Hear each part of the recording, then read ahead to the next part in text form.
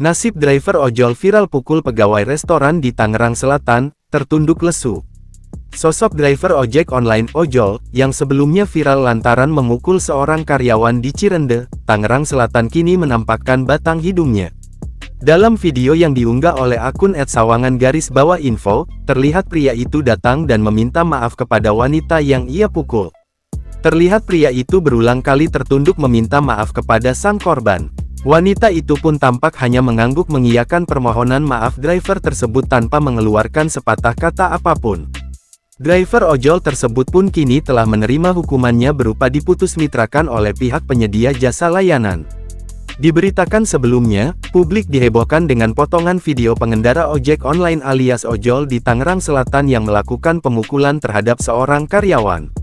Adapun aksi pemukulan itu terjadi di Golden Lamian Cirende, Ciputat, Tangerang Selatan Tangsel, Sabtu tanggal 10 Februari tahun 2024 sekitar pukul 19.55 waktu Indonesia Barat.